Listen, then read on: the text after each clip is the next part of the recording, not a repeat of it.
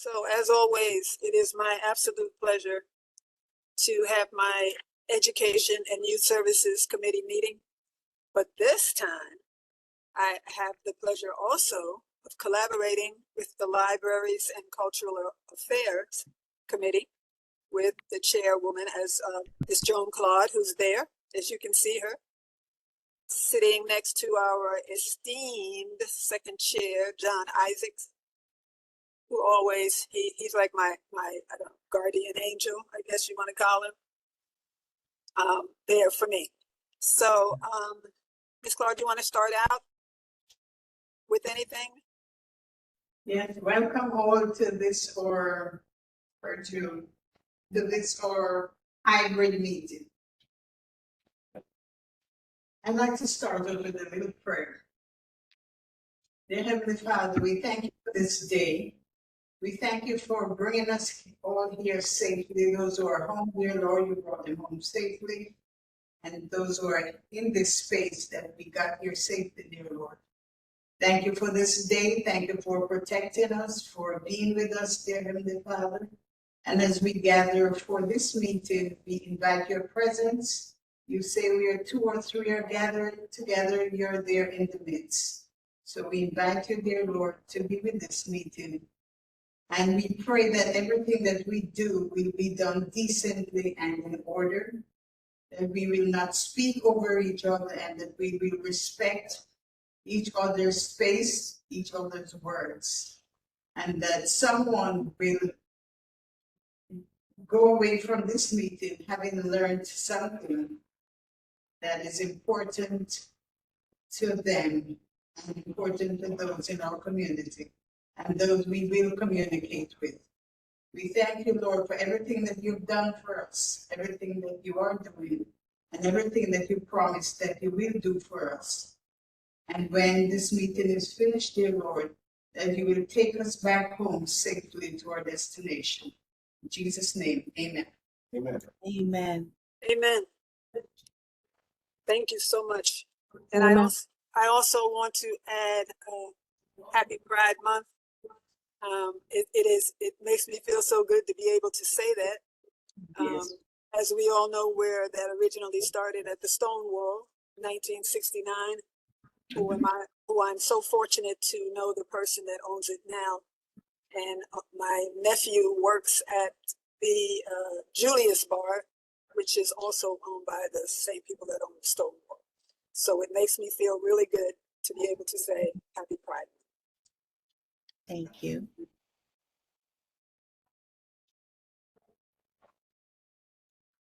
So we can start out with the mission statements, unless everyone has it on their, does everyone have the agenda? And then we don't have to read it all the way through since we're starting kind of late, but my mission statement as well as Ms. Claude's mission statement is on the agenda.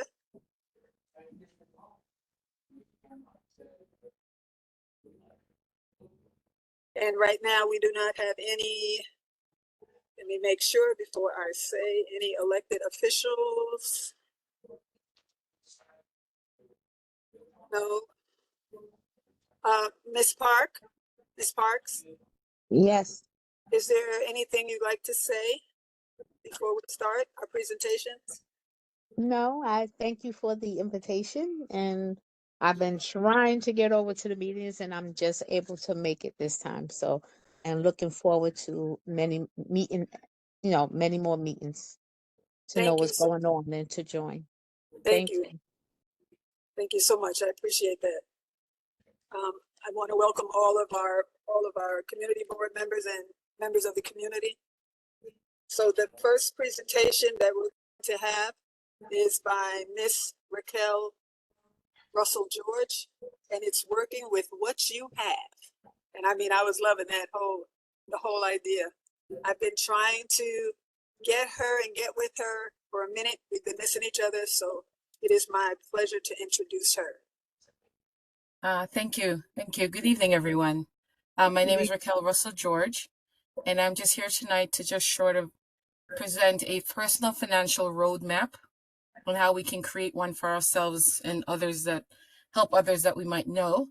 So I think Talon said I had 10 minutes, so I'm going to speak really fast. So please let me know if you have any questions, trying to leave room for Q&A. So go ahead and start to share. Let's see. Let's do my entire screen. Screen 2 and share. All right. It looks like I'm sharing. Give me a thumbs up if you're seeing it. Yes, yes. Okay, cool. Thank you. All right, all right, so tonight we're going to work with what we have, and working with what we have is really the financials of what we have and not what can we do with what we currently bring in. So tonight we're going to be doing three things. We're going to be doing budgeting, we're going to talk about debt, and we're going to quickly run through each of these. We're going to talk about saving opportunities as well. So on the budgeting side, we'll open up with, most people call this a burden. I call it a financial freedom plan. The idea is that you should always make sure that your money has a mission. No dollars should ever come into your hand and not have a dedicated plan of spending. That is how we often find ourselves saying, I have no idea where my money went. So there's different types of ways you can set up the financial road plan for yourself, called a budget.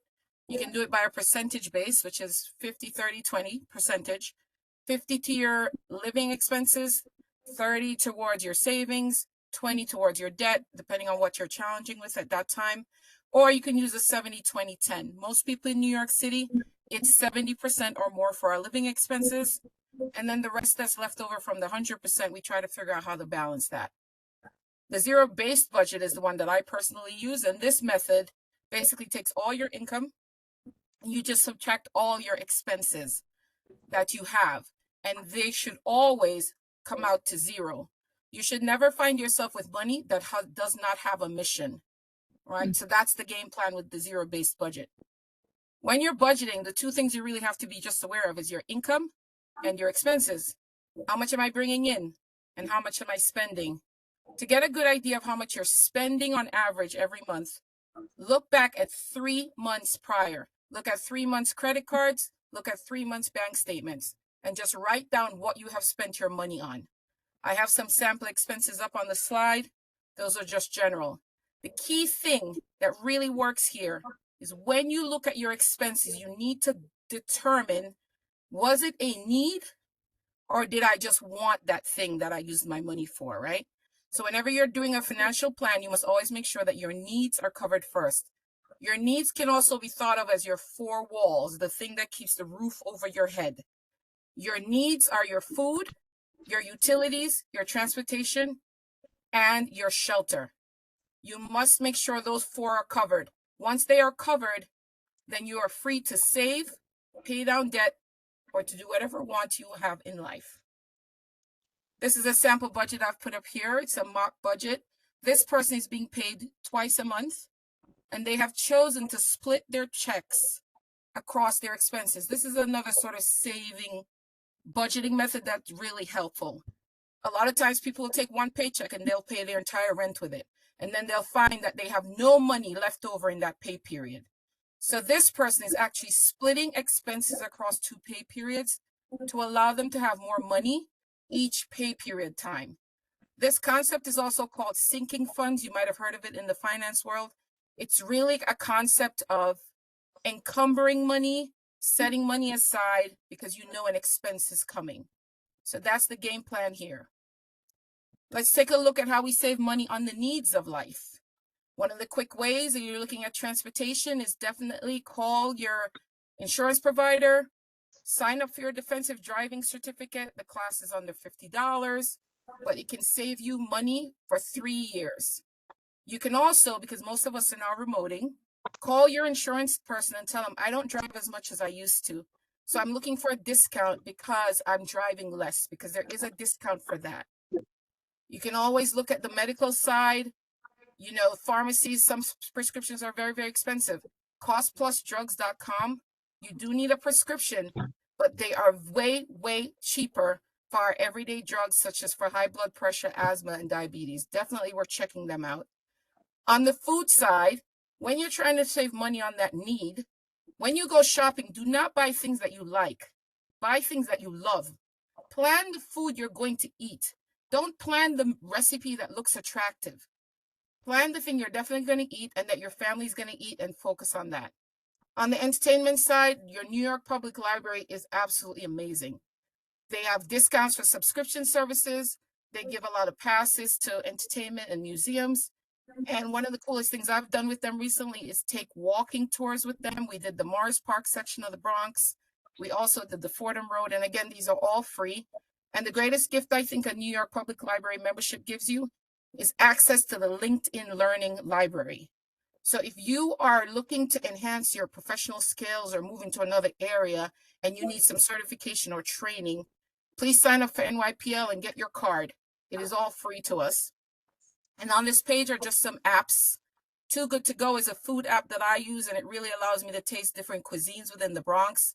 It's $4.99 a meal. I download the app. I look what restaurants have things for pickup in the evening. It's a way to treat my girls as well. There's a bunch of pizzerias on there. $4.99, I buy it, I go later, I pick it up. Everybody's having a fabulous time. We also have, let me just keep going there. So, pretty fast. So we're going to go into the credit scores, right? So this is how we get credit, what interest rate we end up paying. Our FICO scores are really critical in determining how much we pay monthly on a loan. They are made up of multiple areas in the pie. I just want you to really focus on the two largest areas. Your payment history and the amount that you owe. Payment history is, have you ever been late on a payment, including the minimum payment? The amount you owe is you have $15,000 available in credit and you are spending $10,000 of it on average a month. That makes a lender very wary of you because it looks like you don't have enough money to manage and you only live on credit.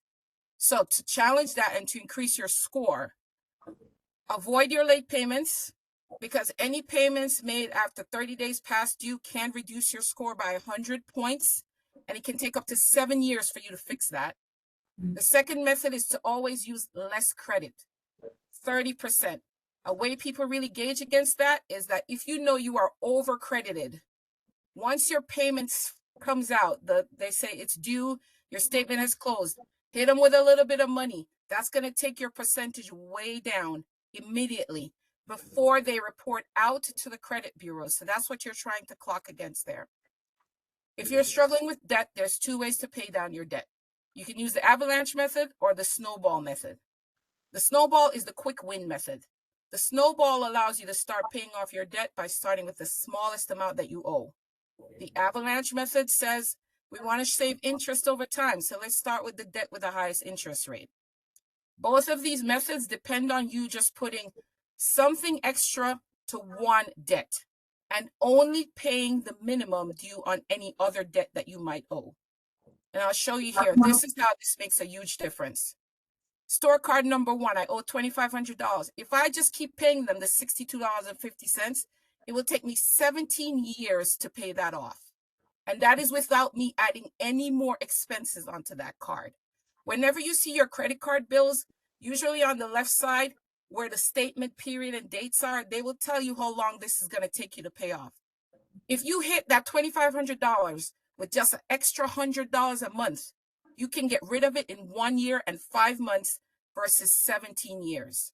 So just a little bit extra each month can make a huge difference. And I would say when you're using the method, just always make sure you're paying the minimum on everybody else and just throw everything extra against one and just watch it eat down and down. So we are going to wrap up with this section. It's the savings section.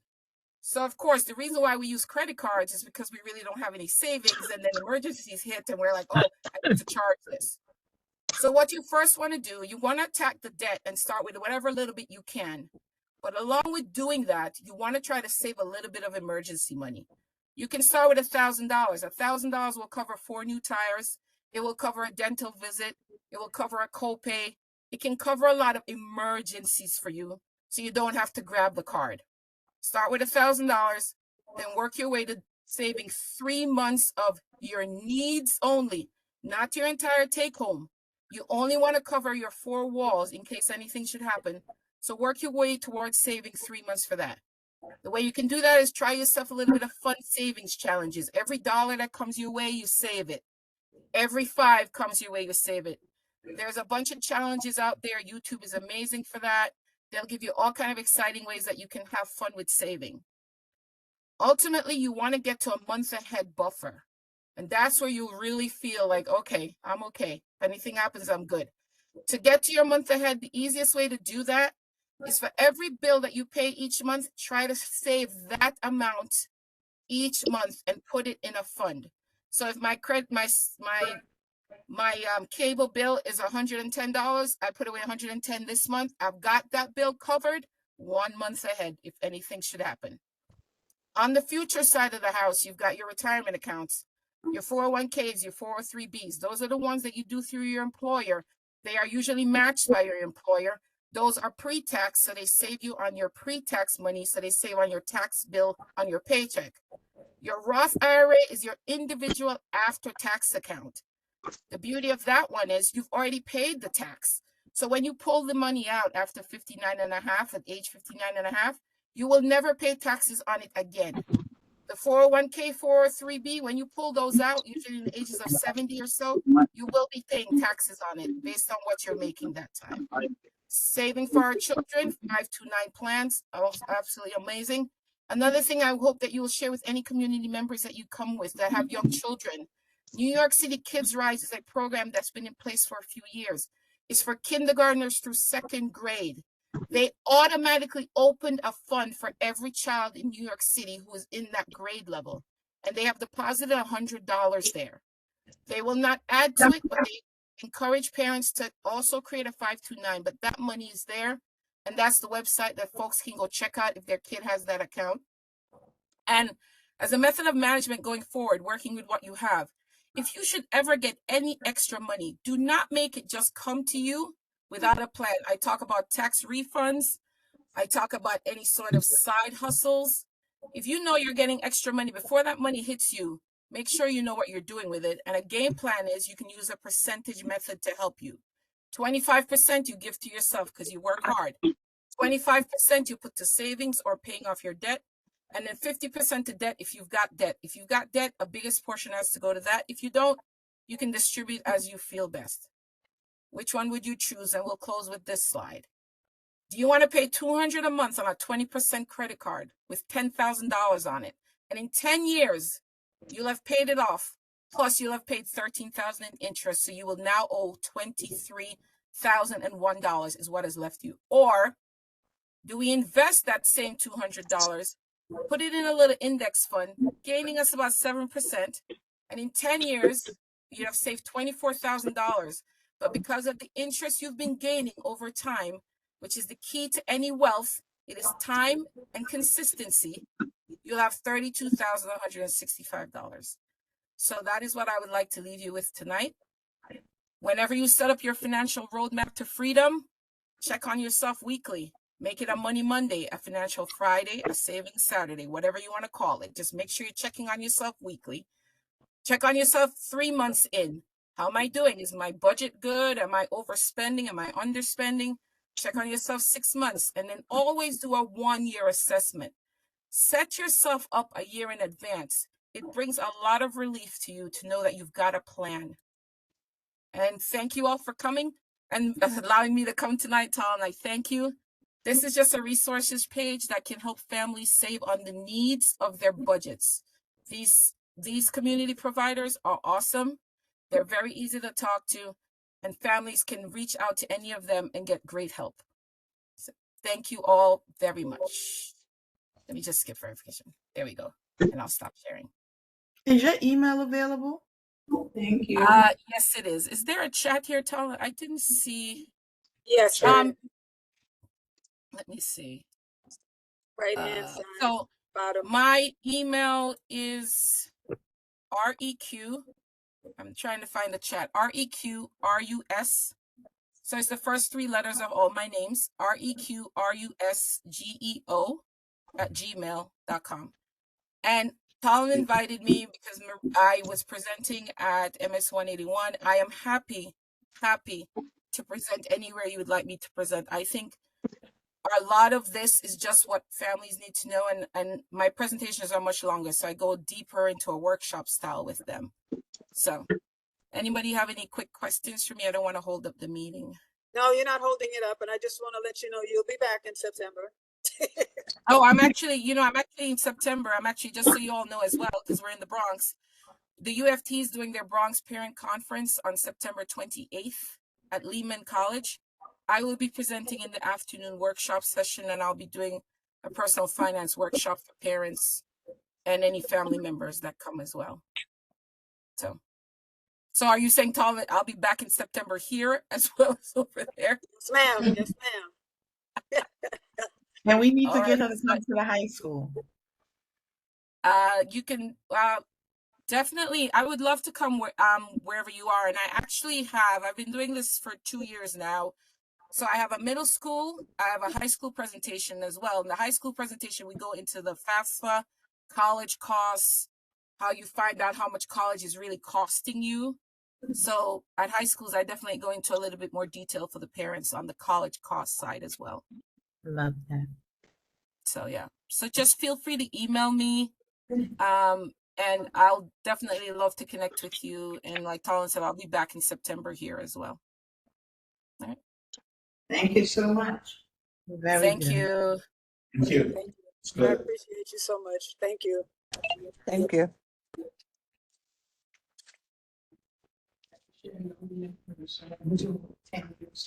Ms. Clark, is there anything that you wanted to add before we go to the next presenter? No, I just said I wish I knew her 10 years ago, at least 10 years ago. Exactly. Exactly. Kel, did you find the chat? I mean, so that you could put your email in? No, I didn't. I see reactions and I see a triple dot here, but it just asked me to reclaim and some other things. Oh, here we go. Show chat. Okay, I got it. Okay, Madam perfect. Chair, can I say something? Yes. First, thank you. And Ms. Raquel, Yes. amazing presentation. Let me tell you, like a lot of people, and again, I'm gonna give you your kudos. A lot of people are financially struggling, and a lot of people are in bad situations, especially with their credit. And the reason why I say that, I'm very, very technical when it comes to my credit. Very Okay. technical. And I was in a bad situation. I did the Lexington law. I did a bunch of stuff to fix it. And it was ultimately up to me to fix it. And I fixed it. Mm-hmm. But the way you broke it down, amazing. I don't know, maybe you could continue to come to our meetings. Ms. Dickerson, maybe she could come to our full board meeting. But the way this lady just broke down what she broke down, a lot of people don't understand. And people need to understand, and there's a lot of people out here that are saying, oh, I could fix your credit and give me this and give me this, and I could fix your credit. And a lot of people fall for it. That's the sad part, that a lot of people fall for it. Alfredo, And I fell for it. Alfredo. I gave the people my money, I gave access to my bank oh, account, and oh, I knew it wasn't working when the Discover card actually went to court. I didn't know they had gone to court, and they seized my bank account. oh That's man. when I knew that money I was giving them was not working. And so that's why I totally agree with you. We can fix it ourselves. It'll take Yeah. time, but we can fix it ourselves. We do not need to pay them thousands of dollars to fix Yeah. something that we can fix with phone calls. Wow, thank you. Yeah. I just wanted to say thank you and God bless you. We really, really, really good to hear that. So thank you very much. Thank you, Mrs. Dickerson. Fredo, she's gonna be living with me part-time. She doesn't know it yet. Please, But please, I'm moving. please. She could come over here too. What? Yeah, for real. She have a spot everywhere. Good, good. Thank you. Thank you so much. Thank you all. Thank you. You're quite welcome. So our next presenter is our favorite, one of our favorites, which is Dr. Diane Price Banks.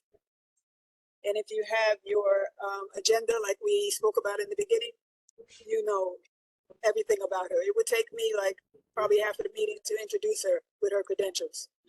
She is a blessing for me to have here, and she is on. Dr. Banks? I'm here, live and in color. Do I have the floor? Yes, you do. You got the All right. floor, the walls, the ceiling. So funny. Thank you so much, Ms. Dickerson, for allowing me to come. First, I want to also say welcome, Raquel, because once you get in with Ms. Dickerson, that's it. You're going to be presenting at every event. So just be prepared and be ready. All right, so I would like to share my screen. I'm gonna try to do this in 10 minutes, but my thing today, I always come to you guys with some type of education, right? Some type of informative information. So I want to today talk about medical racism, right?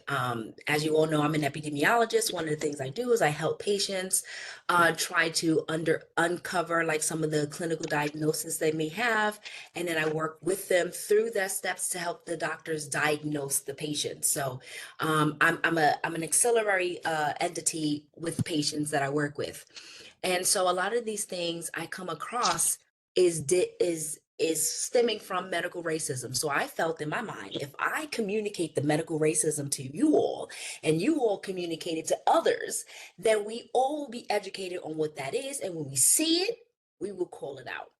Okay. So I'm going to share my screen. Oh, it says I'm locked. I'm denied. Why am I denied? It's saying that I'm denied. Okay, now I'm not denied.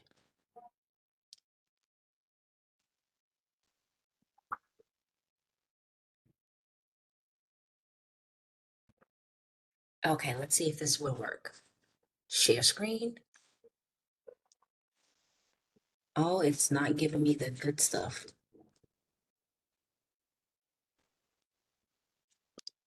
Give me 2 seconds, family. Okay. I think it might kick me out and put me back in.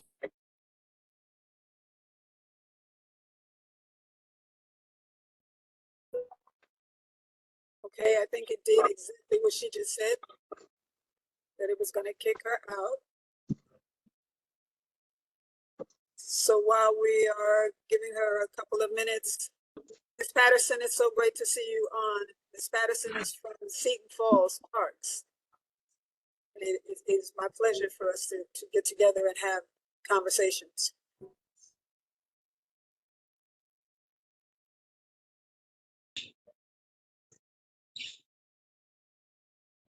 It kicked me out and put me back in. Okay, now I can share my screen. Okay, great. Oh, sorry, I have all these pop-ups coming up on my screen. It's ridiculous. We appreciate you. WebEx doesn't appreciate me. I don't think WebEx likes me very well. If they knew you, they would.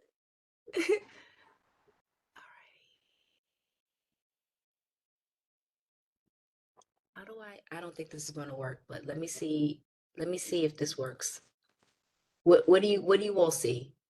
You see something coming up. I see your page. Yeah, it's there. About racism. You see medical racism? For racism in history. That's it? That's the only thing you see? Yes, that's the only thing we see.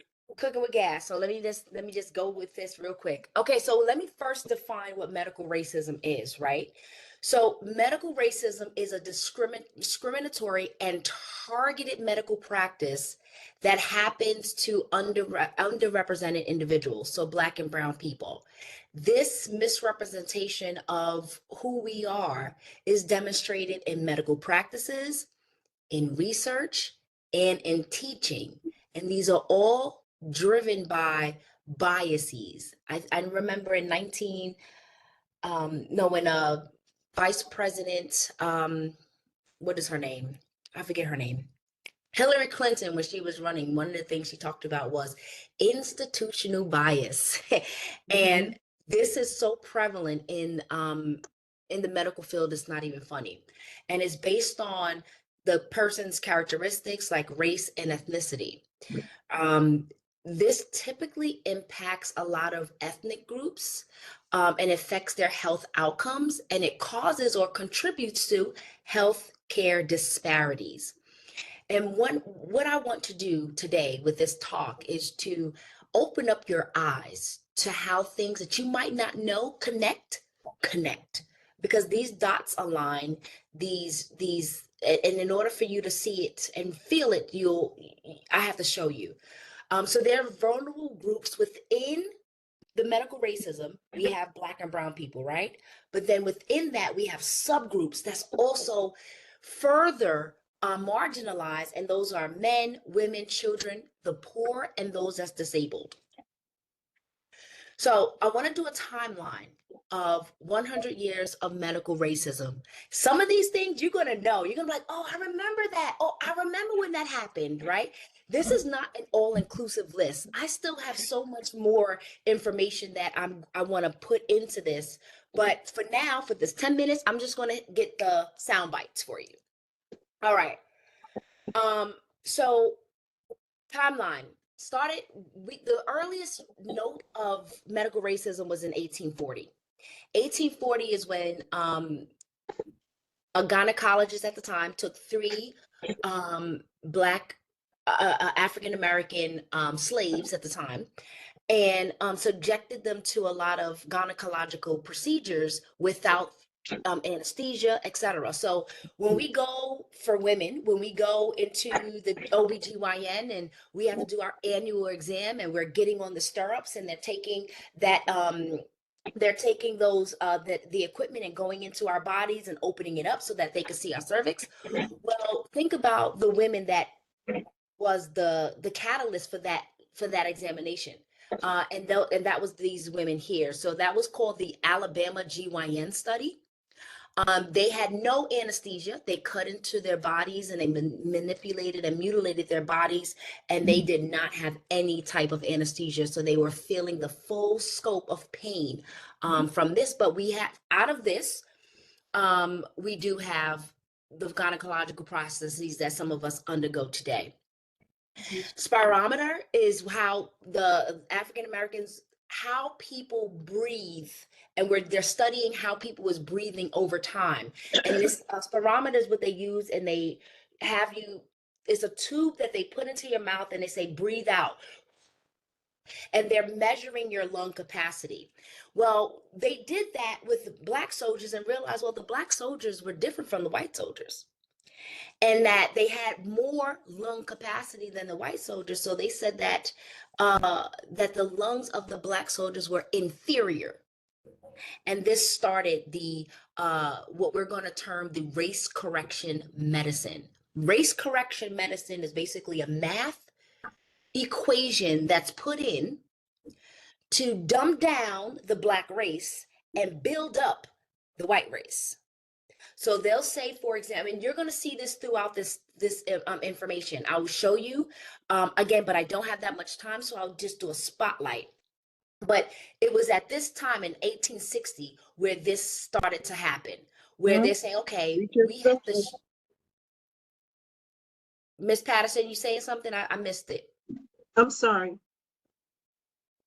Okay. So it was at this point where that math started to come in, and that math started to basically make us less inferior. In 1880, this is when the eugenics started, and they started to sterilize people. This started in Germany, and they thought that if they sterilized people who were disabled, who were Black, who were deformed, and basically anybody who was inferior to the Aryan race, they were sterilizing. This practice happened also in the United States. So don't think that just because it was happening overseas, it didn't happen here. Yes, it did. It happened here. And they were involuntarily sterilizing people. And I know some of you are like, well, didn't they do that in California? Yes, they did. So all of this happened. I just want to make sure you guys understand. In that 1918, it was the big flu, the Spanish flu pandemic, where everybody was affected, but more so Black people. Why? Because the Black people were turned away from hospitals. Hospitals didn't want to take care of them because of segregation. So what happened, and I have this picture at the bottom, where you see like the housekeeper to the white man is there, the guy who shines the white man's shoes is there, the person that washes the white family's clothes is there. Yet there's a man in the bed and he's sick with the Spanish flu. But all these people, us, we got together and we were taking care of our own. But what happened when we did that? Some of us were sick, some of us became sick. So they started taking out propaganda saying that Black people were perpetuating the Spanish flu, and it was us. We were the reason why the Spanish flu was spreading. When in fact it was not us particularly.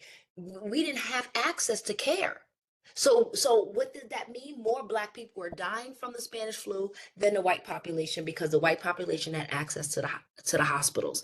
And if you can see on the floor, it says application for care. It says refused at the bottom, and it says refused because he was not a white man. And starting in 1932, we had the Tuskegee syphilis study, which I know many of you already know.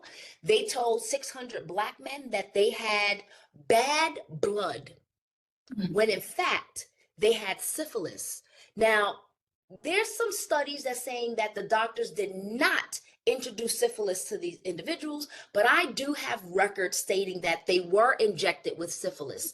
So some of them had gotten syphilis when they was in the war, and they had extramarital intercourse with someone with the overseas, came back with syphilis. They were already in the study. But then there was others who some research say they were injected when they got back, that was negative initially, and they were injected. But recent studies are saying no, that did not happen. So there's a mixed situation with that. But basically, those individuals with syphilis, starting in 1932, and the study lasted until 1974, they had syphilis. They did not treat them. And when the news articles came up and said, hey, if you have syphilis, you could go to your local medical facility and we'll give you penicillin shot, and that will be your cure for syphilis. Well, they didn't know that they had access to this because the doctors told them they had bad blood. They didn't tell them that they had syphilis. So that's why many of them didn't know that they can have access to this. Starting in the 1940s, we had blood banking. At the bottom of the screen, you see Dr. Charles Drew, an African-American man who at the time was, the military was at war, and he had to figure out a way that they could store blood and ship it to the wounded so that the blood can save lives. Well, he was very instrumental in figuring out a way how to store and store and transport the blood to the soldiers. However, the military said, if the blood comes from a Black man or a Black person, we don't want it. And so Dr. Charles Drew, being a Black man of himself, did not choose to pass for white. He chose to dive into his Blackness and said, no, this is incorrect. Our Black blood is just as good as your white blood. And he fought and he fought and he fought, and he even left the blood banking, the American Red Cross, because American Red Cross would not ship any black donor blood. They said, if you receive Black donor blood, we'll give it to Black people, but we will not put Black blood into a white person. And so that was a stigma that back then in the 1940s, it was very challenging, but he was a pioneer. Until this day, we have issues with discrimination against blood banking. We have removed a lot of the stigma out, a lot of that misinformation out, so that's good. So when you get a blood from someone, you don't know what race they are anymore. But they still do have discriminatory practices, and we're still working to unpack that today. But being Black is not one of them. However, there is a stigma there is a rule that if you went to an African country in the last 6 months, you can't donate blood. So that in and of itself is still medical racism, because what is going to Africa going to mean for donating blood? And their philosophy is you may have or may not have come in contact with malaria. So we argue as clinical laboratory scientists, we can test for that. We could rule that out in the lab and see if a person has malaria or not. But they're saying that anybody that goes to Africa, they can't donate blood. But again, this goes back into or ties into medical racism. So there was an STD horror in 1940 as well. This was a terrible, absolutely terrible study that happened in Guatemala. In 2008, President Barack Obama apologized to Guatemala for what happened.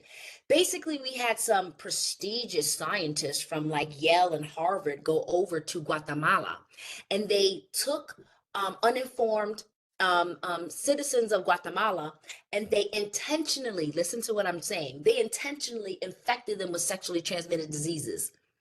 And what they did also was they took people that could not provide informed consent because they were debilitated in some way, and said, if I give this person HIV, for example, or, well, HIV wasn't known at that time, but syphilis or gonorrhea at this time, will that help the patient overcome their first disease, and then we can treat the second disease?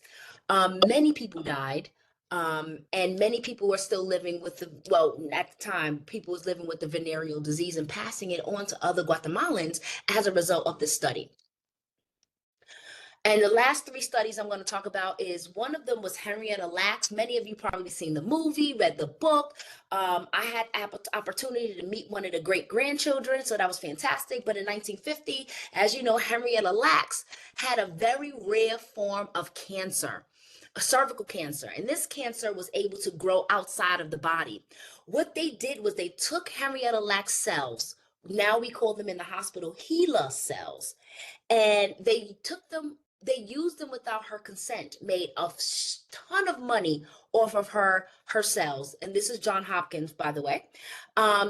Because her cells was able to live outside the body, they started to do experimentation with them and didn't even tell her. It came out later on that she was the donor of Henrietta, of the HeLa cells, which is why they were called HeLa.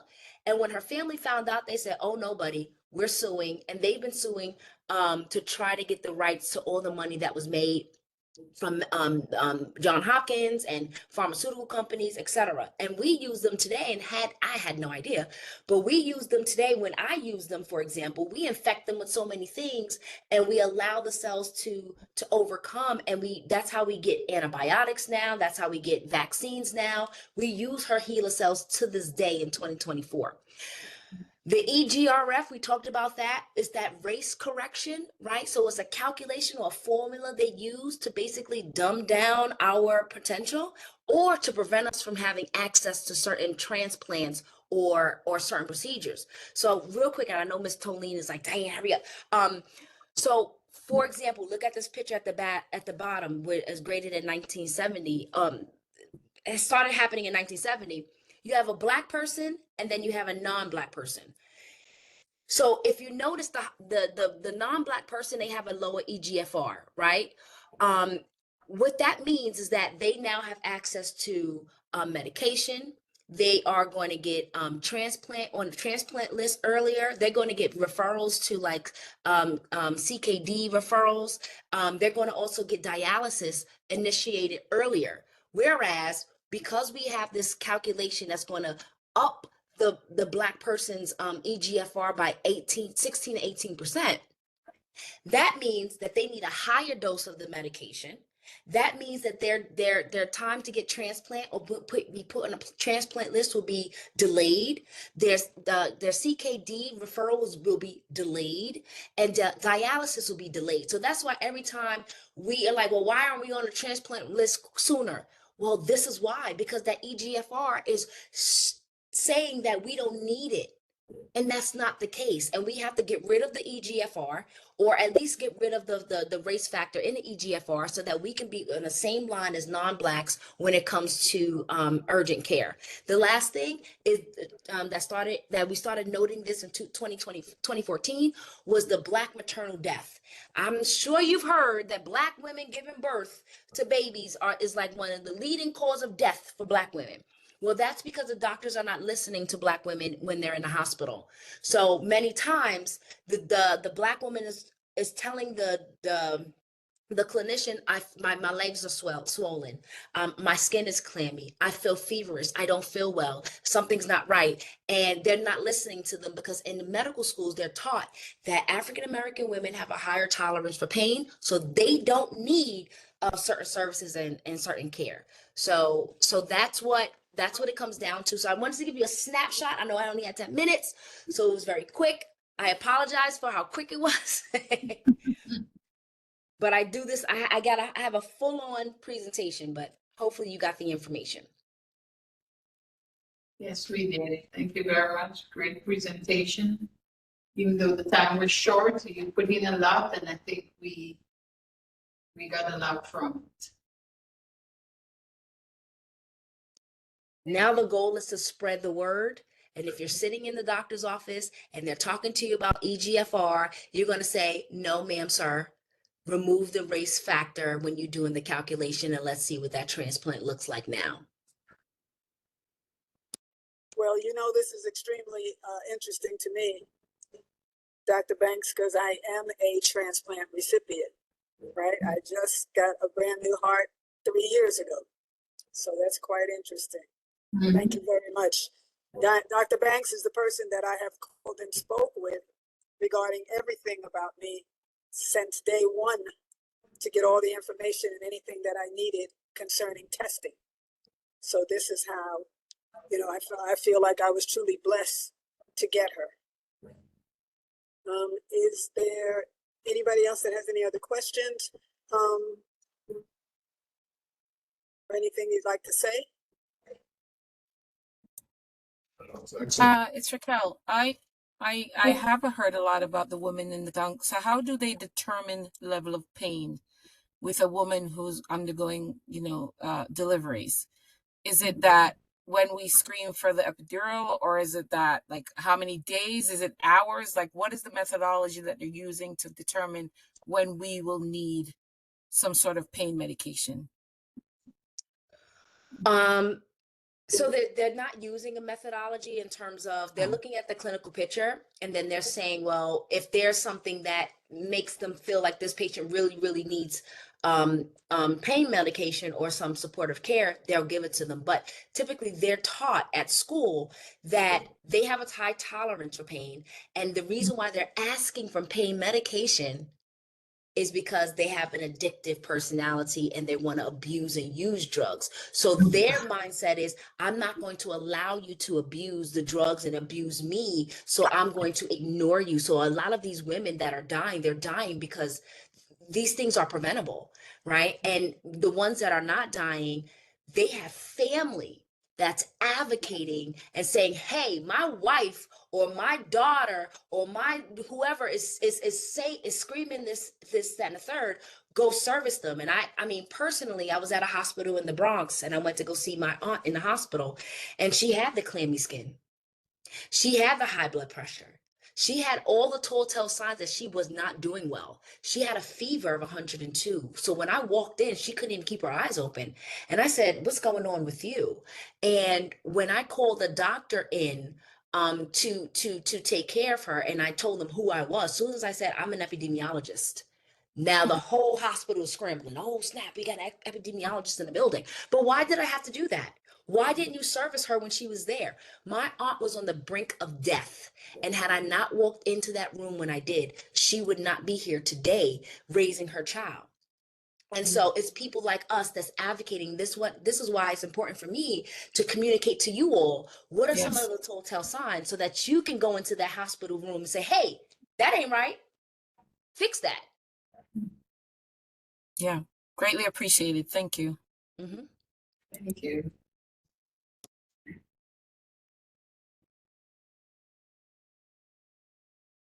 Wow. Miss Tolene, you speaking, but we can't hear you. You're on mute. So sorry. I said, was there anything else that anyone else had to say to you? Because I can't begin to tell you how important knowing you is, especially to me. Because when I go in the hospital and I start talking, they start looking at me like, oh, no. She know what she's talking about. And that's because I talked to you before I got there. All All right. We want to thank you so very much. And you know, you'll always be part of this family. So we're looking forward to it. Yes, I would stay, but I have to go vote. It's okay. I appreciate you. All right. So at this time, I do have the pleasure of having two members of New York Public Library, Miss Albright and Miss Rojas. But Miss Rojas is going to present for us. She is the library manager from the Eastchester Library. Miss Rojas? Thank you, Mr. Kristen. And actually, Shantae is going to present with me as well. Oh, that's great. Okay. Yeah. So I'm gonna share my screen. Just give me 2 Okay. seconds. Let me see. Man, I'm not that savvy. I'm blessed. Thank you.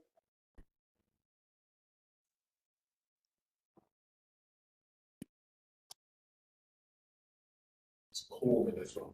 You think so? And Dr. Banks put her information in the chat in case. That sound like my.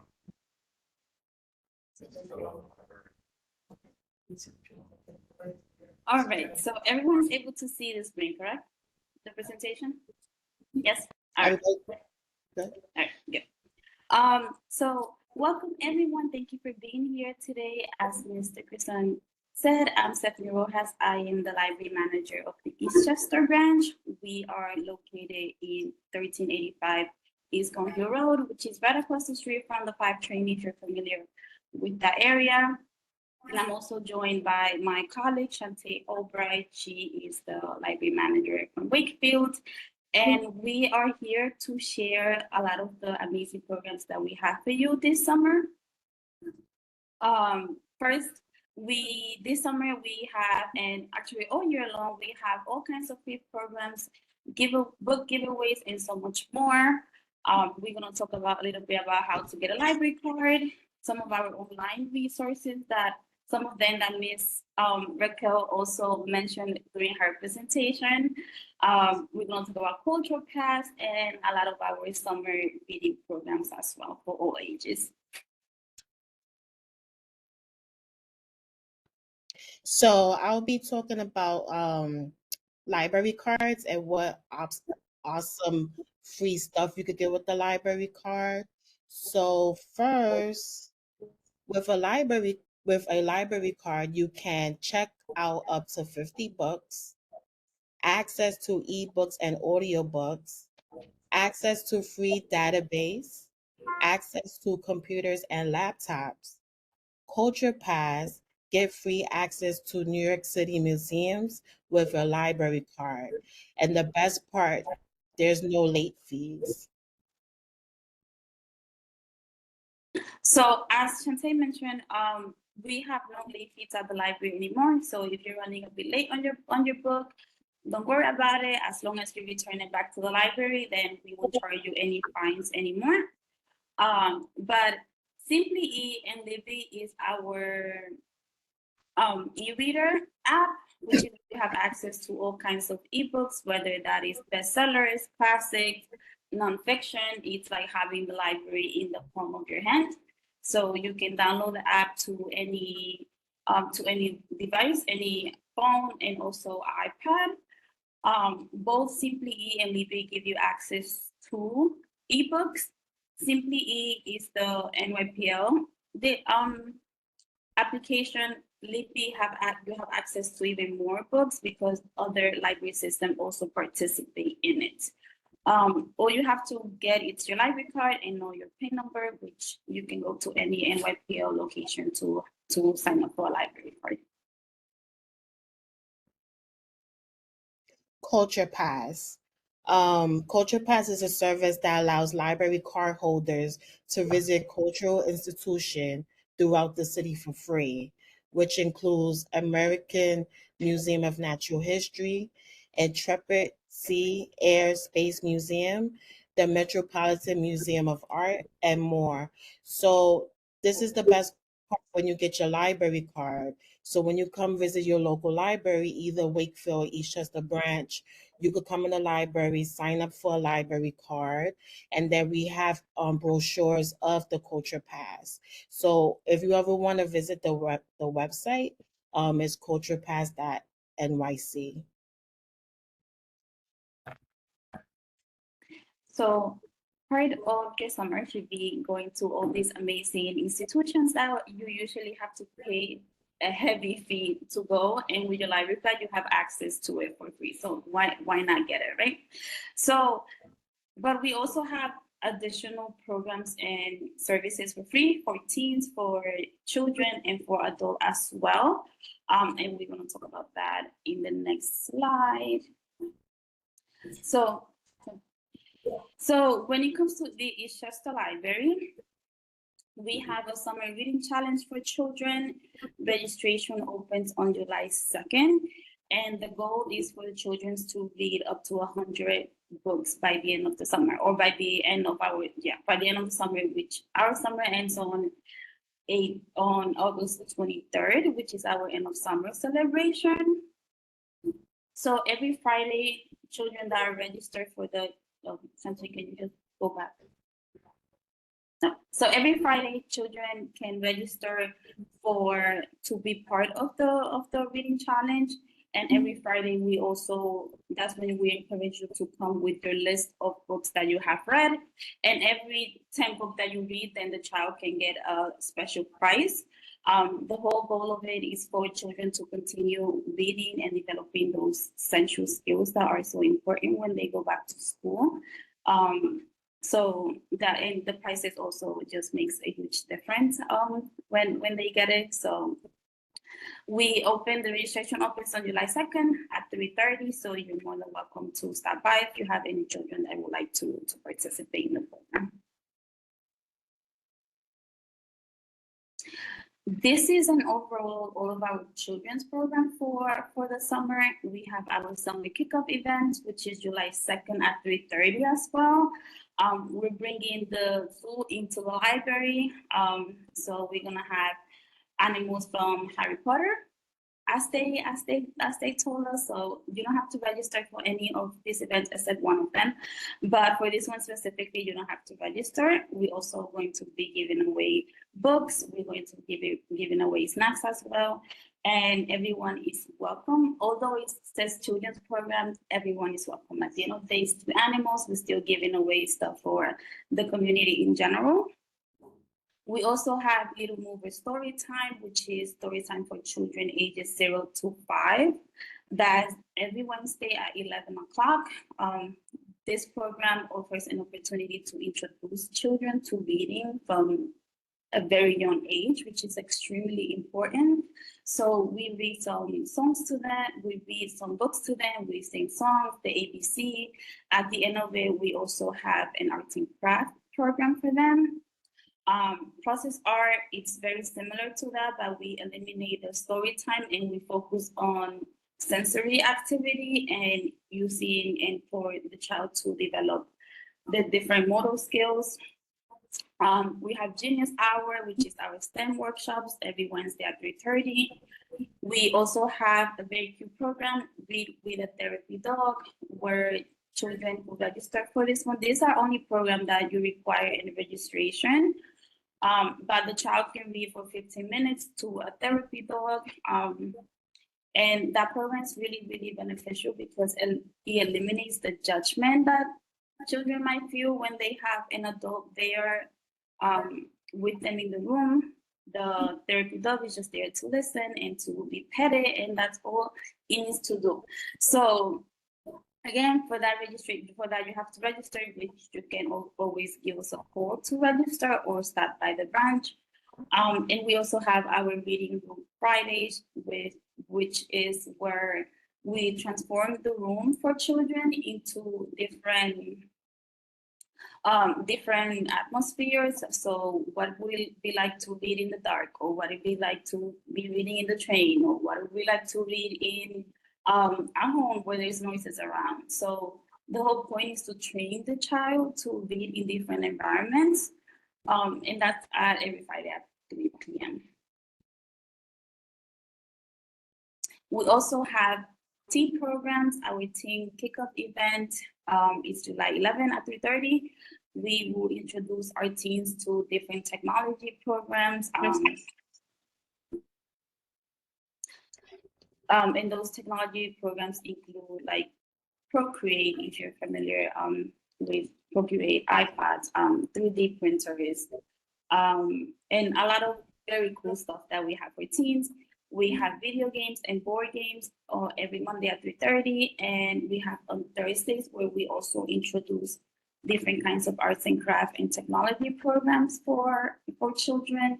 And all of these programs, again, are also free of charge, and you don't have to register for any of them.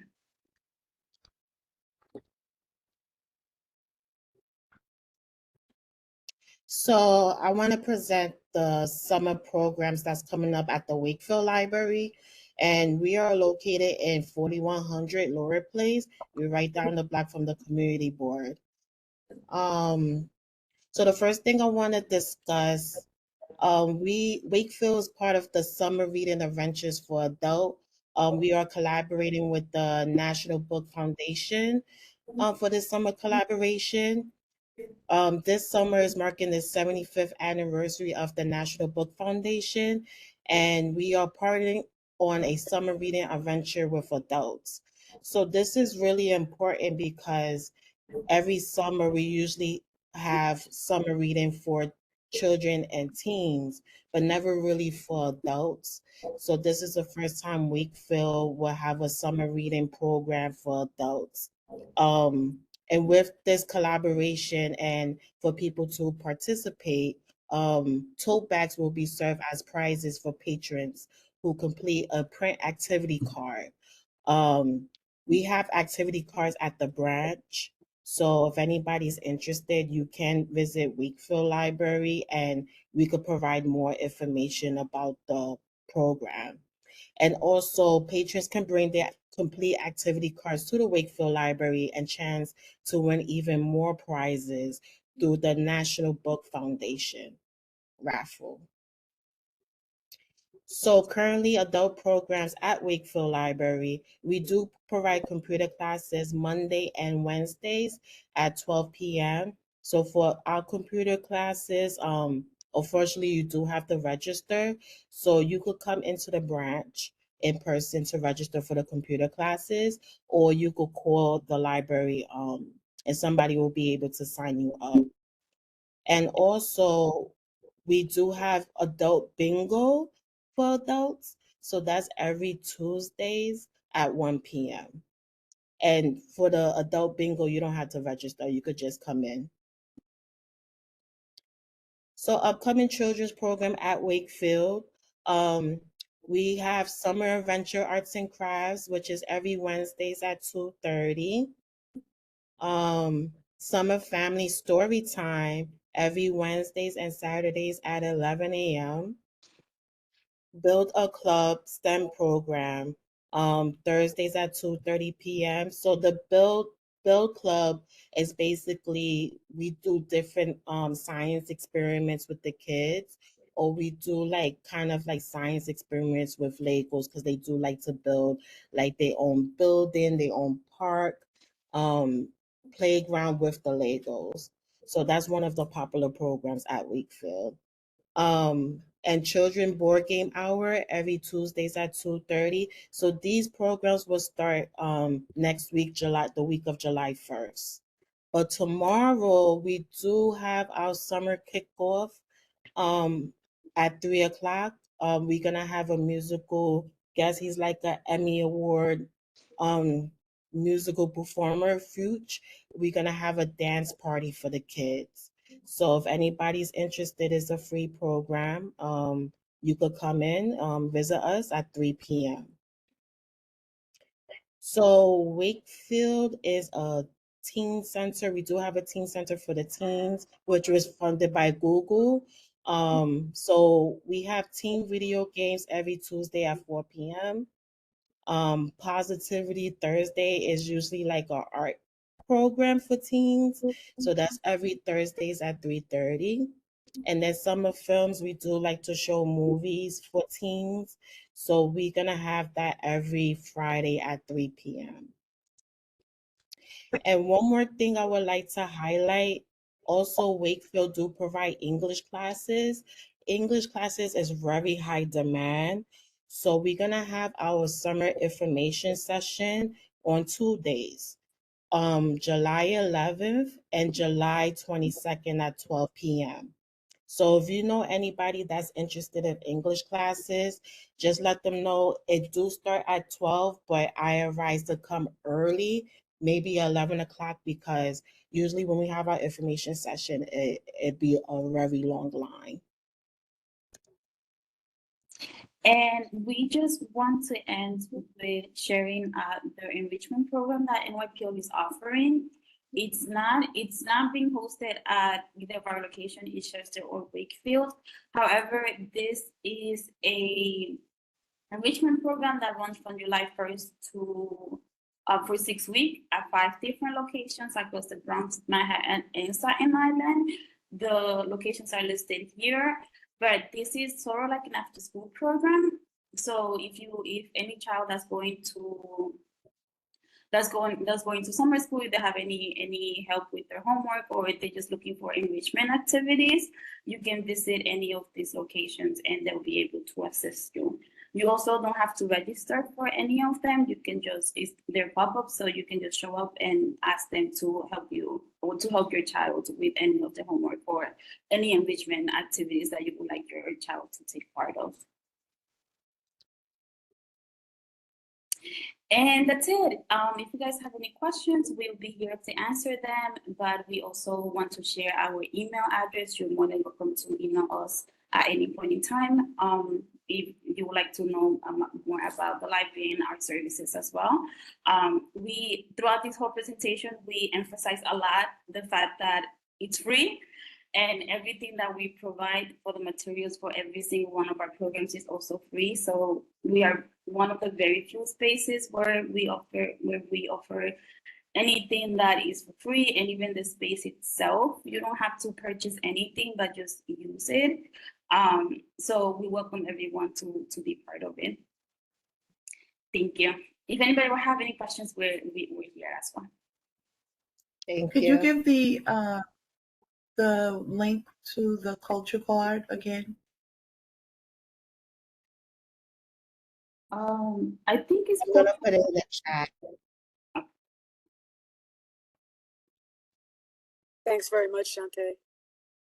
Thank you very You're much, welcome. Tiffany. I appreciate y'all tremendously. Y'all know y'all family already. So I appreciate you. Thank you so much. Was there any other questions or any other information you needed put in the chat? I think Mr. Anthony, I have a question. Anthony, this is my co-chair. Yes, I have a question. Chair. Thank you for sharing that information. That's awesome. And especially being free, you know, special. I have a question. You guys have English. Do you have any other languages that are available besides English? Like, say I want to learn Spanish or I want to learn something else. Do you guys have any other languages? Yeah, everybody's asking that. No, just English class right now, but I'll put that in my list to see if we could provide like different languages. Because with me, like for example, I want to learn Spanish. I know a little bit, but I would like to have like a full conversation. And I want to learn French too.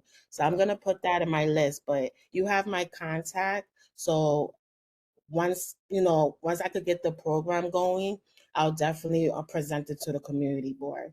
Thank you so much. And I really appreciate you guys. You guys are doing a great job. Thank you. Can I just say that the library NYPL actually has Mango. It's that database, and you can learn languages through it. It's free with your membership. So they have conversational, like she was saying, but if you want to just pick up a language, you know, like you hear those ads that for those expensive ones, like I'm going to visit France, you can, the NYPL card actually has Mango languages. So you can use your card and learn through one of the softwares there. Thank you. You're welcome. Are you pronouncing that like the fruit? Yeah, it's like the fruit. I just Googled it to make sure before I spoke. It's called NYPL Mango Languages, and it's a database. So you go on with your card and you log in and you say, okay, I want to learn Arabic. And then it has these like database lesson plans, not live conversational, like, which is really good, but if you just wanted to do like what Duolingo and all of those other ones are doing, you can do it through your card. Would you mind very much putting that in the chat for me? No worries. I'll go get the URL now and I'll drop it in. I appreciate you. Thank you. All right. Thank you, Ms. Raquel. You're welcome. Okay. It is again my extreme pleasure to have Miss Amanda Huza, who is the Equality Charter School Principal. Ms. Huza, I wanted to introduce her to the community. Thank you so much, Darlene. I really appreciate being here. I'm actually going again by my maiden name, so Amanda Mercado. But our families, our scholars call me Miss Amanda, so that's fine here. I'm gonna share my screen, but first I wanted to shout out one, Dr. Banks came and presented to our scholars at our career day 2 years ago. They do engage in an English module around epidemics. And so she served as an expert in her field. Coming to us, I want to give a shout out to the Eastchester Public Library that allowed us to come in and read during one of their story times to prospective families, myself and Miss Ramsey. So thank you for that. And I'm definitely going to connect with you all so that we can get our kids over, our kindergartners and our first graders, at least once a month over to the library as part of their field trips and incentives. Kids we need and feel the value of reading and education. So thank you for this opportunity to present. Let me share my screen.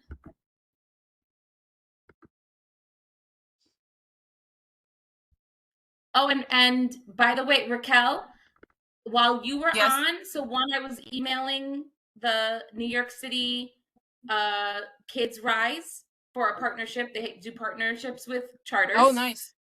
Thank you for that. Nice. I signed up for a new library card. Thank you for that. Listen, like as a member of the community, like it is awesome to be able to be on this with you all and to be able to learn myself. So thank you for that. Can you all see my screen?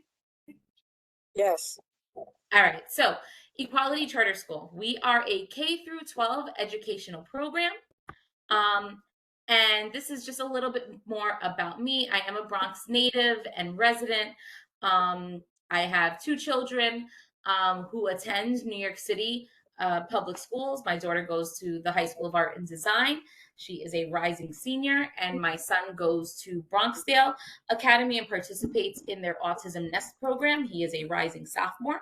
And I come from a family of educators. And so for us, it is, not about charter versus district versus private versus parochial. It's just about making sure that we are supporting quality education and understanding that the value that adds specifically to our Bronx community, specifically to people of color. And so this is a little bit about equality. This is our timeline. And so in 2009, we opened up our middle school in Co-op City. It continues to be in Co-op City. It shares space at the PS 160 campus with the 160 Walt Disney Magnet STEAM school with PS 168, which is a District 75 school. And we serve about 270 scholars at our middle school location. In 2014, we opened up our high school in Castle Hill, serving grades 9 through 12 with 360 scholars. And then right before the pandemic hit, we were approved to open up our elementary school. And so it's been a slower journey than we would have hoped. But we started working on our campus, which will house actually our elementary school and our high school at the same location. And our permanent space will eventually be at 801 Bartholdi Street. But for next year, we'll be in temporary space with our kindergarteners and our first graders, and we'll talk a little bit more about that location. And then the fall of 2025, again, our ECES and ECHS will move into our Bartholdi campus. Super excited about that. And by 2027, we'll be serving over 1,100 scholars and families, and that will make us one of the largest independent charters in New York City. So We don't plan on replicating. They will not be quality 1, 2, 7, 25. We're elementary school, we're a middle school, we're a high school, and that is where we are stopping to be able to provide the ultimate support for our families. So there, I'm sure everyone on this call may be familiar with what a charter is, but it's important that you know what kind of charter we are. And so as you know, a charter school is a tuition-free school of choice that is publicly funded but independently run. So we are a public school. We're charter, and then the typical PS 160, 168 are district schools. So I'm sorry, as, Amanda, yes? your slides aren't advancing. We're Oh, still just on your first slide. I'm guessing interesting. what you were speaking to as a slide, right? Yes, I am. Give me 1 second. Yes, just the home page, the opening slide is what we're on. Okay, let's see what we got here. So let me go back here. Thank you for that.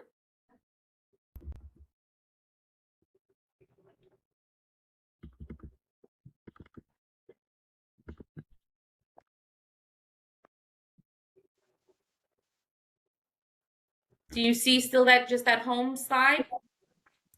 It's loading right now, so nothing is up right now. It's in a loading. Let me get rid of my library tab, my 529 plan for the kindergartners tab. Maybe there's something on my end in terms of Memory. Yeah, it was happening to me earlier too. I gotta get my culture pass. Is that better? Still loading. Oh boy.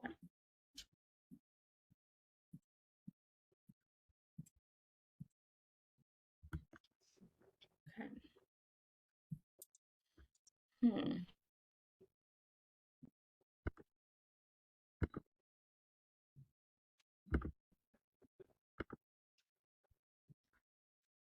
So let's see, on my side, it says that I'm sharing. What if let me put this in here. I'm going to change anyone with a link. I'm going to copy that link. Just in case, I'm going to put into the chat the slide deck. Hopefully I can do that.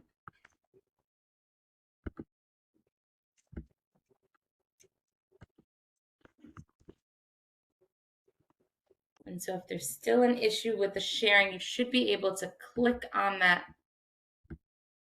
link and pull it up. But let's see if, has it finished loading yet? No. No, but the link opened up. I just opened up your link and I'm viewing the slide there. Okay, so I'm going to stop sharing since that doesn't make any sense for me to do. I'll pull up the slides on my end just so I can keep pace. And then feel free to pull it up on your end. And I apologize that I'm having technical difficulties. Do you want me to see if I can share, Amanda? Oh yeah, that would be great. Thank you. All right, go ahead. I'll keep seeing if it comes up. And I'm just on slide 4 for anyone who's in there. So again, right, wanting to make sure that it's important for us to separate out. We want to be respectful of all types of schools, but we work really hard to ensure that we are the type of charter that all schools want to be able to collaborate with. And so there are some things that we believe set us apart. We believe it is our job to support learning differences, to build community and culture through restoration and learning consequences, and to be partners with parents. And so therefore, we do not treat our kids as test scores. We understand the importance of New York State testing and the level of accountability. It's accountability that we're held to as well. But our kids are more than that. And so we do not design our academic program to focus on that being the end all be all. We do not use harsh and unnecessary punitive consequences. Even though we might say that how we were raised, that was helpful maybe at home at times, it's certainly not helpful inside of social environments where kids really need to be able to understand the impact of their behaviors on themselves, but also the community around them, and that being the motivator for them to engage in more appropriate behaviors. And we do not set expectations of our families that do not consider their homework responsibilities. As I mentioned, I'm a working mom. I have been since my children, were very little. And working families, it's really important for them to be able to trust that the schools that they're sending their children to are going to be able to provide that support. Absolutely want to partner with them in the work, but not expect them to have to, volunteer for 20 hours in a month, or to have to, engage in 3 hours of homework at the end of the day. And so we really want to make sure that we're being supportive to our families in that way. Moving on to slide 5. One of the great things about us being a K through 12 program is that our families will know who their child's principal is throughout the entire educational journey. So they will move from myself to then Mr. Johnson, who is featured. Mr. Johnson is actually, Friday was my last day with our middle schoolers as their middle school principal. Tomorrow is my last day with our staff as the middle school principal. Before Mr. Johnson takes over, he was our assistant principal at the high school.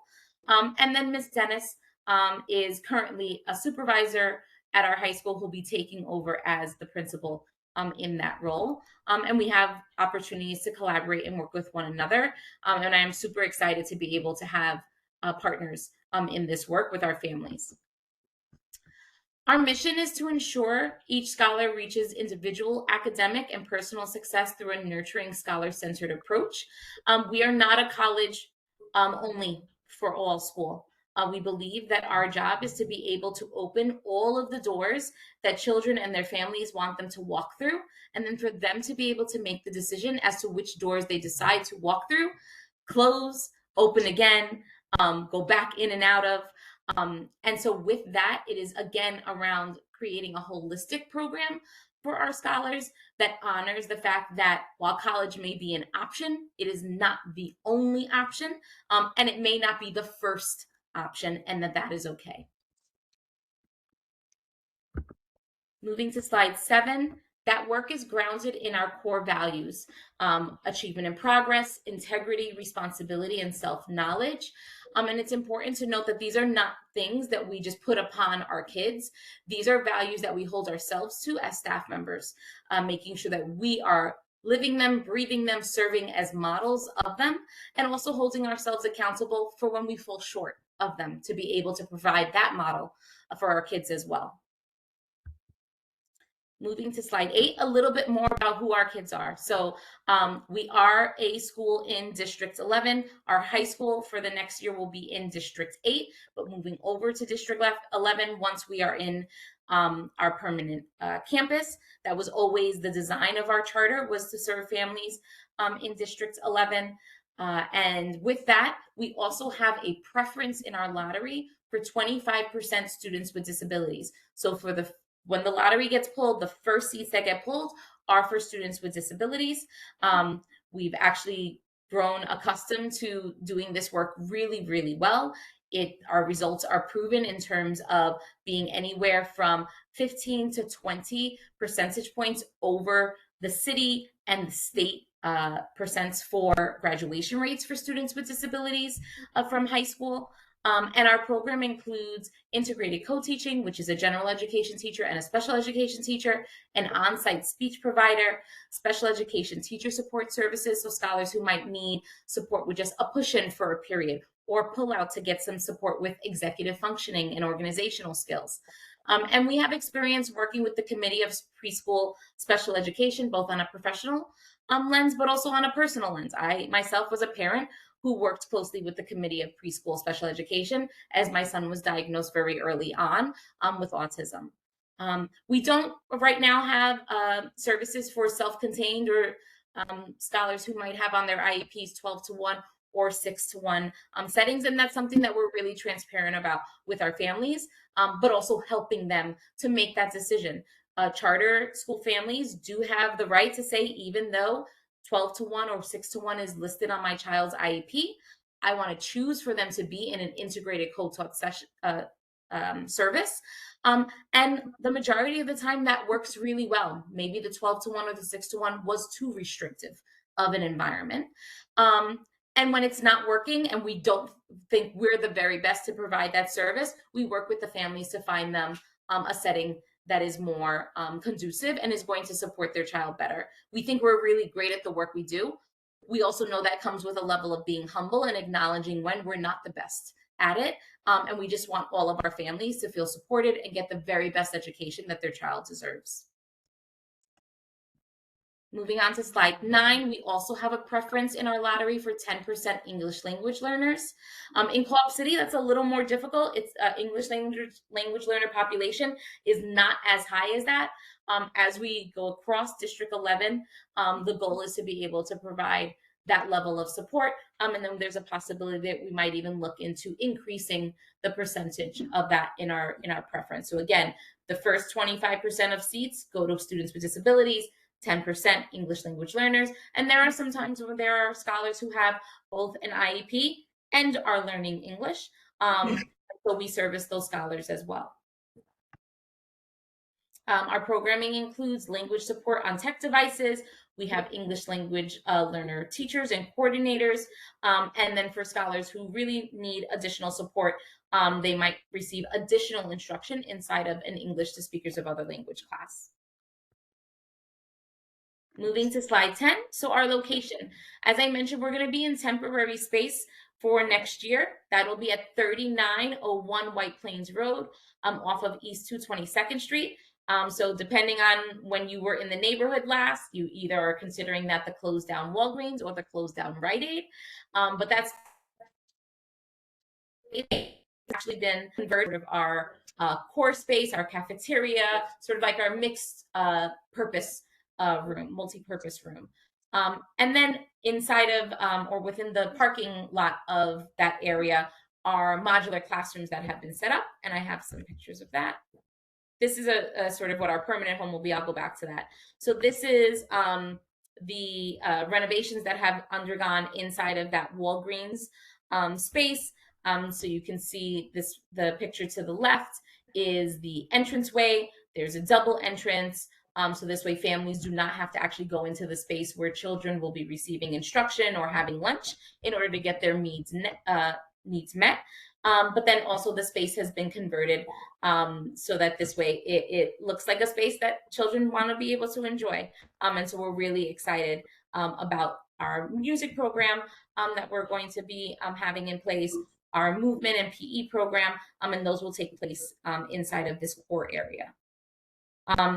This is sort of, as they were putting up some of the next slide on slide 13, the picture to the left is the picture of the parking lot. That's just 2 of the modular classrooms that are set up. If you go by the space, you'll see all of the modular classrooms set up. You'll see the walkways connecting the modular classroom spaces to the inside of the core space. All of that has been set up. I look forward to sharing additional pictures and updates with this team. And then the inside, obviously, we're going to have furniture for little ones, but you can see the inside of the modular classroom looks like a real classroom. There are heating and AC units, windows, all of the walls are magnetized, and all of the furniture that is being purchased for our permanent space is going into our temporary space. So kids and families will have as much of the experience as possible as they would have if we were entering into our permanent space in that incubation space. And then I'll go back to slide 11 just to show you, these are some mock-ups of what our permanent space will be. We'll have a high school regulation gym. Again, sports are not the only thing our kids are great at, but when they're great at it, it's an opportunity for college scholarships and to be able to, earn grants. So we want to make sure that we have a thriving sports program. It will have a rooftop playground for our scholars so that when, especially for our little ones, where the walk to Gun Hill Park might be a little bit longer than maybe they can handle, they can play upstairs on the rooftop. And that's a mock-up of what the outside of the building will look like. I'll go to slide 14. Just some of the offerings. So we are offering free transportation for scholars eligible through the Office of Pupil Transportation. We will have a free morning arrival program from 7:30 to 8 a.m. We are offering low cost after school programming. It shouldn't be any more than $150 a month for our families, and that will run from 2:40, which is our dismissal, until about 6:00 p.m. Free school supplies and trips for all of our scholars. That's something we do at our middle school as well, with the exception of the senior trips for our 8th grade. Our families do not pay for their children to be able to go on trips. Our goal is to increase accessibility and make sure that there are no barriers for children to be able to attend, whether it's an educational trip or a trip that's purely just as an incentive for fun. And then, of course, we have uniform incentives. We did that around parent registration. Parents earned gift cards for getting their paperwork on time, but also uniform support for any families that are in hardship. We are super excited. Slide 15 talks a little bit about the fact that we're going to have an in-house chef experience for our scholars.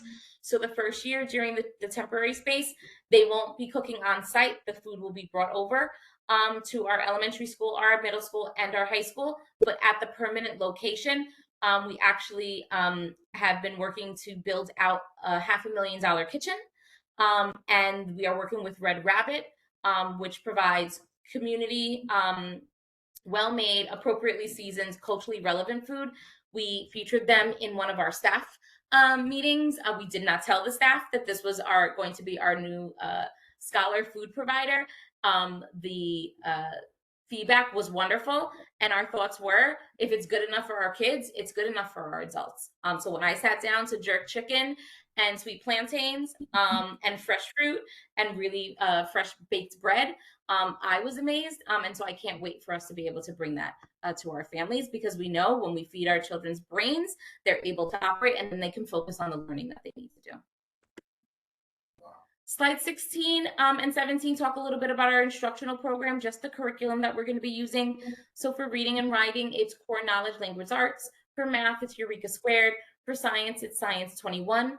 Some schools decide that they're going to create all of their curriculum in-house. We want our teachers to have the flexibility and the brain power to be able to make all of the moves, the million moves, right, that they need to make when they're in the classroom. And so we want to alleviate the brain power that it takes to be able to create lessons from scratch, while honoring their autonomy to be able to adapt it to meet the needs of the scholars that are in front of them. But really hands-on, experimental, manipulative-based reading, writing, math, and science curriculum.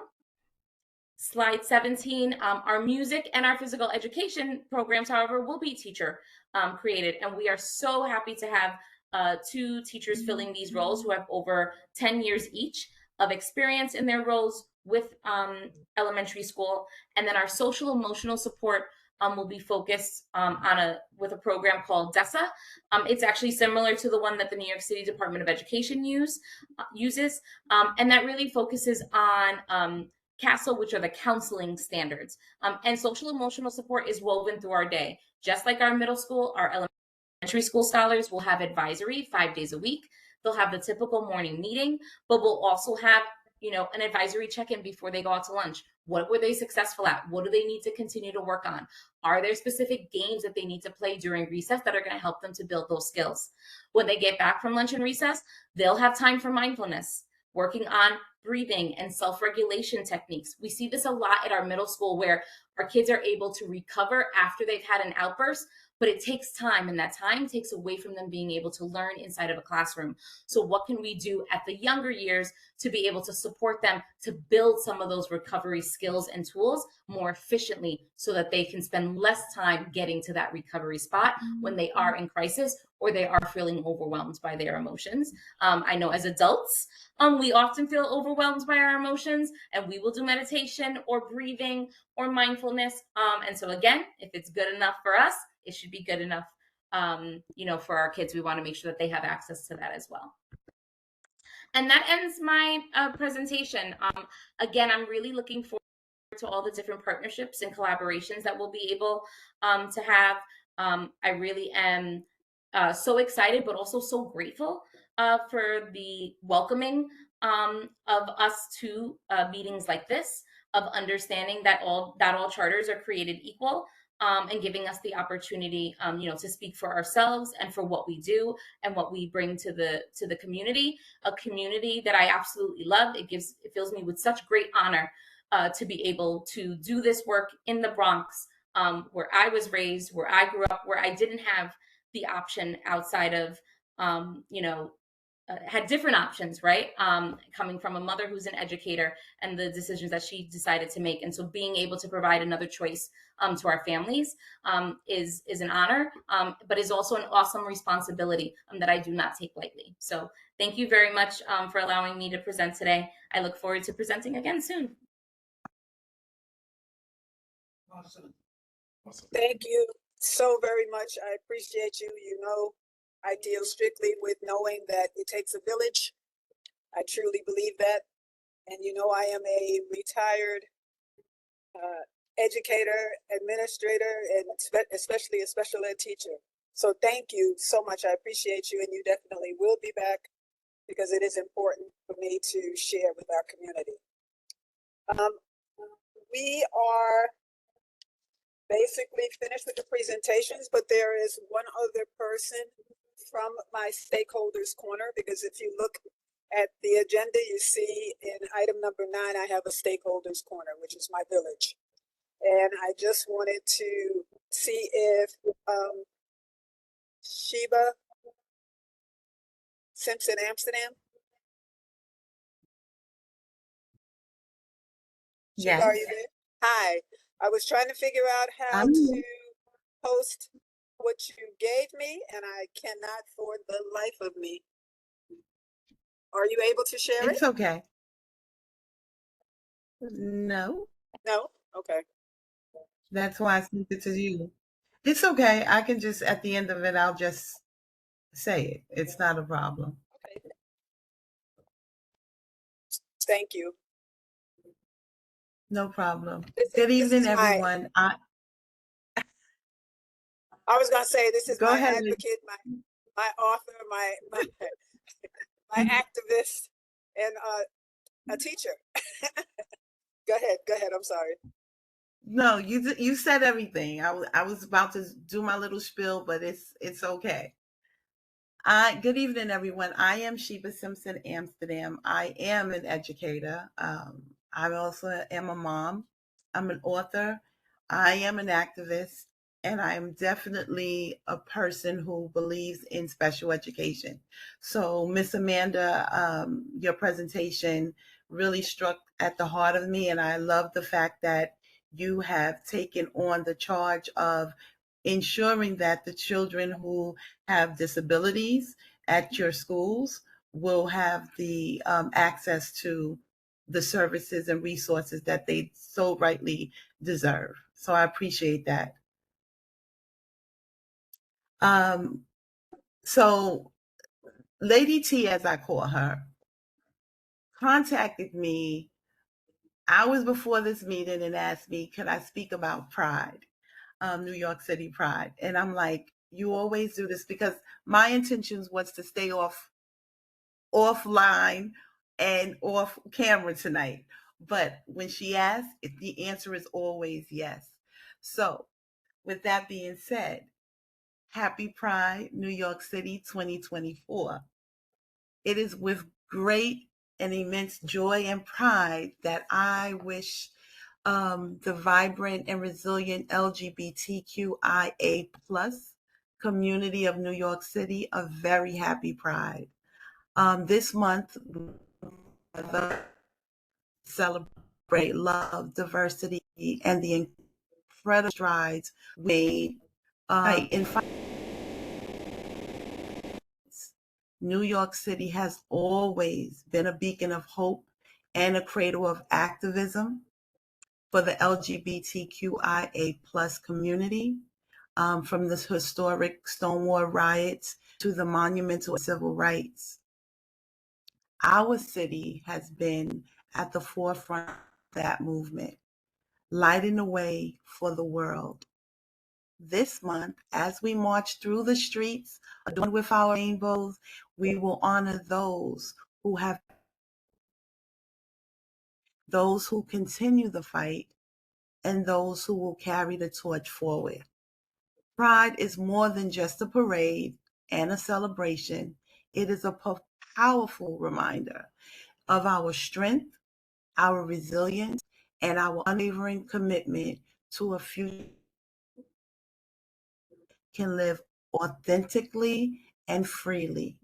So, as we revel in the festivities, let us all remember the importance of unity and solidarity.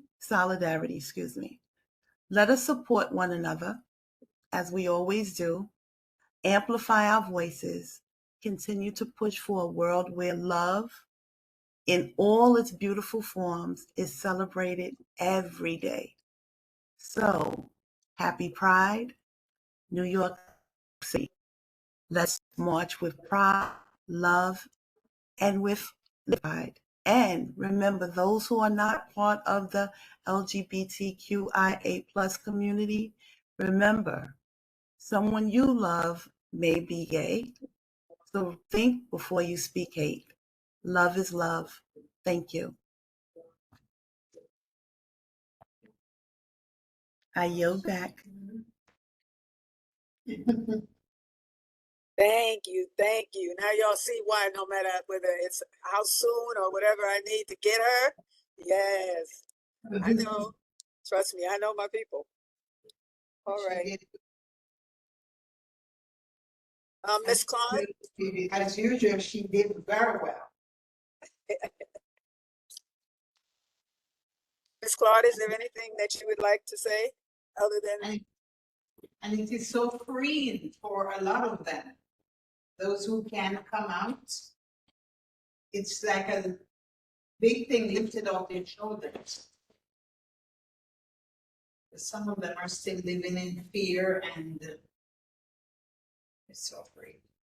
Yes, I would like to speak about Juneteenth, the holiday that we just celebrated for the first time nationally. It's a federal holiday. Juneteenth, also known as Freedom Day, which is recognized on June 19th each year, celebrates the ending of slavery in the United States. As I said before, this year, June 19th, was observed nationally as a federal holiday.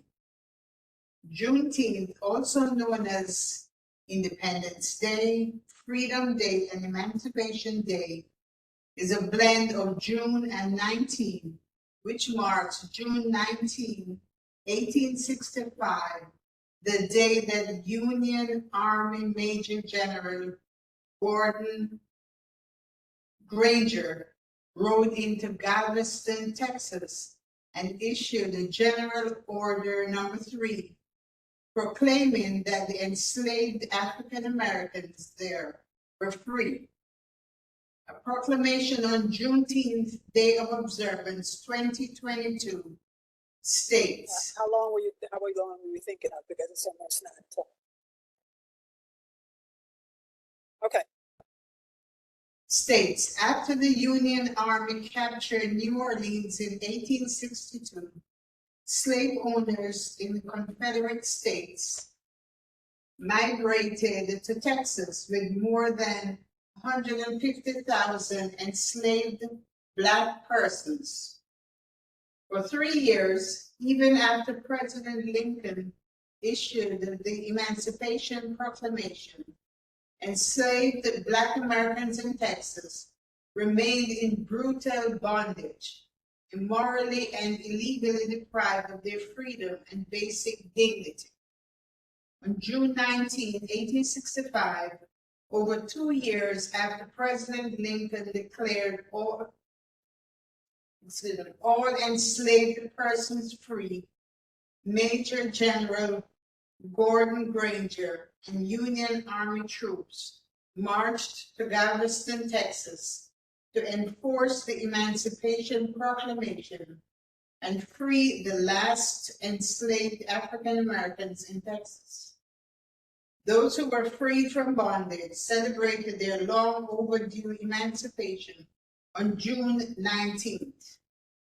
Today, our nation commemorates Juneteenth, a chance to celebrate human freedom, reflect on the grievous and ongoing legacy of slavery, and rededicate ourselves to rooting out the systemic racism that continues to plague our society as we strive to deliver the full promise of America to every American.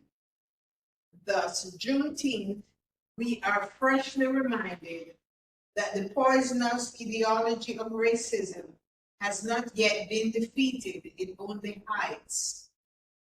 Our nation continues to mourn the 10 lives senselessly taken in Buffalo, New York, and grieve for the families who have lost a piece of their soul. As we confront the awful reality of yet another gunman massacring innocent people in the name of hatred, racism, and fear, we must meet this moment with renewed resolve.